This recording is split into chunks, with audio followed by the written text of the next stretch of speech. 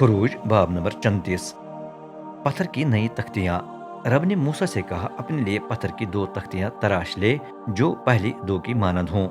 फिर मैं उन पर वो अल्फाज लिखूंगा जो पहली तख्तियों पर लिखे थे, जिन्हें तूने पटक दिया था। सुबह तक तैयार होकर सीना पहाड़ पर चढ़ना। चौटी पर मेरे सामने खड़ा हो जा। तेरे साथ कोई भी न आए, बल्कि पूरे पहाड़ पर कोई और शख्स नजर न आए, यहाँ तक कि भेड़ बकरियां और गाय बैल भी पहाड़ के दामन में न चरें। चनाचे मूसा ने 2 तख्तियां तराश लीं जो पहली की मानद थी। फिर वो सुबह सवेरे उठकर सीना पहाड़ पर चढ़ गया, जिस तरह रब ने उसे हुक्म दिया था। उसके हाथों में पत्थर की दोनों तख्तियां थीं। जब वो चोटी पर पहुंचा तो रब बादल में उतर आया और उसके पास खड़े होकर अपने नाम रब का ऐलान किया। मूसा के सामने से गुजरते हुए उसने पुकारा, रब रब, रहीम और मेहरबान खुदा, तहमुल, शफकत और वफा से भरपूर। वो हजारों पर अपनी शफकत कायम रखता और लोगों का कसूर, नाफरमानी और गुनाह माफ करता है, लेकिन वो हर एक को उसकी मुनासिब सजा भी देता है। जब वालिदैन गुनाह करें तो उनकी औलाद को भी तीसरी और चौथी पुश्त तक सजा के नताइज भुगतने पड़ेंगे। मूसा ने जल्दी से झुककर सजदा किया। उसने कहा, ए रब, अगर मुझ पर तेरा करम हो तो हमारे साथ चल। बेशक ये कौम हर धर्म है, तो भी हमारा कसूर और गुनाह माफ कर और बख्श दे कि हम दोबारा तेरे ही बन जाएं। तब रब ने कहा, मैं तुम्हारे साथ अहद बांधूंगा। तेरी कौम के सामने ही मैं ऐसे मौजज़े करूंगा जो अब तक दुनिया भर की किसी भी कौम में नहीं किए गए। पूरी कौम जिसके दरमियान तू रहता है रब का काम देखेगी और उससे डर जाएगी जो मैं तेरे साथ करूंगा। जो अहकाम मैं आज देता हूँ उन पर अमल करता रह। मैं अमूरी, कनानी, हिती, फिरजी, हिवी और यबूसी अकवाम को तेरे आगे आगे मुल्क से निकाल दूंगा। खबरदार, जो उस मुल्क में रहते हैं जहां तू जा रहा है, उनसे अहद न बांधना, वरना वो तेरे दरमियान रहते हुए तुझे गुनाहों में फंसाते रहेंगे। उनकी कुर्बान गाहें ढहा देना, उनके बुतों के सितून टुकड़े टुकड़े कर देना और उनकी देवी येसीरियत के खंबे काट डालना। किसी और माबूद की परिस्तिश न करना, क्योंकि रब का नाम गयूर है, खुदा गैरतमंद है।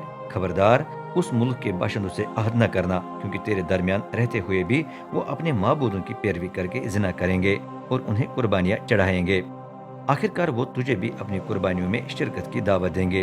खतरा है कि तू उनकी बेटियों का अपने बेटों के साथ रिश्ता बांधे। फिर जब ये अपने माबूदों की पैरवी करके जिना करेंगी तो उनके सबब से तेरे बेटे भी उनकी पैरवी करने लगेंगे। अपने लिए देवता न डालना। सालाना ईदें। बेखमीरी रोटी की ईद मनाना। अबीब के महीने में 7 दिन तक तेरी रोटी में खमीर न हो, जिस तरह मैंने हुक्म दिया है, क्योंकि इस महीने में तू मिस्र से निकला। हर पहलोटा मेरा है, तेरे माल मवेशियों का हर पहलोटा मेरा है, चाहे बिशड़ा हो या लैला। लेकिन पहलोटे गधे के इवज भेड़ देना। अगर ये मुमकिन न हो तो उसकी गर्दन तोड़ डालना। अपने पहलोटे बेटों के लिए भी इवजी देना, कोई मेरे पास खाली हाथ न आए। 6 दिन कामकाज करना, लेकिन 7वें दिन आराम करना। ख्वाह हल चलाना हो या फसल काटनी हो, तो भी 7वें दिन आराम करना। गंदम की फसल की कटाई की ईद उस वक्त मनाना जब तू गेहूं की पहली फसल काटेगा। अंगूर और फल जमा करने की ईद इसराइली साल के इख्तिताम पर मनानी है। लाजिम है कि तेरे तमाम मर्द साल में 3 मरतबा रब कादिर मुतल्लक के सामने, जो इसराइल का खुदा है, हाजिर हों। मैं तेरे आगे आगे कौमों को मुल्क से निकाल दूंगा और तेरी सरहदें बढ़ाता जाऊंगा। फिर जब तू साल में 3 मरतबा रब अपने खुदा के हुजूर आएगा तो कोई भी तेरे मुल्क का लालच नहीं करेगा। जब तू किसी जानवर को ज़बह करके कुर्बानी के तौर पर पेश करता है तो उसके खून के साथ ऐसी रोटी पेश न करना जिसमें खमीर हो। ईद फसह की कुर्बानी से अगली सुबह तक कुछ बाकी न रहे।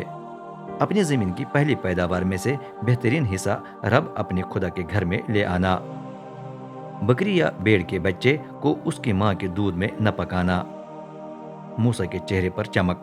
रब ने मूसा से कहा, ये तमाम बातें लिख ले, क्योंकि ये उस अहद की बुनियाद है जो मैंने तेरे और इसराइल के साथ बांधा है। मूसा 40 दिन और 40 रात वहीं रब के हुजूर रहा। इस दौरान न उसने कुछ खाया न पिया। उसने पत्थर की तख्तियों पर अहद के 10 अहकाम लिखे। इसके बाद मूसा शरीयत की दोनों तख्तियों को हाथ में लिए हुए सेना पहाड़ से उतरा। उसके चेहरे की जिल्द चमक रही थी, क्योंकि उसने रब से बात की थी, लेकिन उसे खुद इसका इल्म नहीं था। जब हारून और तमाम इसराइलियों ने देखा कि मूसा का चेहरा चमक रहा है तो वो उसके पास आने से डर गए। लेकिन उसने उन्हें बुलाया तो हारून और जमात के तमाम सरदार उसके पास आए और उसने उनसे बात की। بعد میں باقی اسرائیلی بھی آئے اور موسیٰ نے انہیں تمام احکام سنائے جو رب نے اسے کوہ سینا پر دیے تھے۔ یہ سب کچھ کہنے کے بعد موسیٰ نے اپنے چہرے پر نقاب ڈال دیا۔ جب بھی وہ رب سے بات کرنے کے لیے ملاقات کے خیمے میں جاتا تو نقاب کو خیمے سے نکلتے وقت تک اتار لیتا، اور جب وہ نکال کر اسرائیلیوں کو رب سے ملے ہوئے احکام سناتا تو وہ دیکھتے کہ اس کے چہرے کی جلد چمک رہی ہے۔ اس کے بعد موسیٰ دوبارہ نقاب کو اپنے چہرے پر ڈال دیتا اور وہ اس وقت تک چہرے پر رہتا جب تک موسیٰ رب سے بات کرنے کے لیے ملاقات کے خیمے میں نہ جاتا تھا۔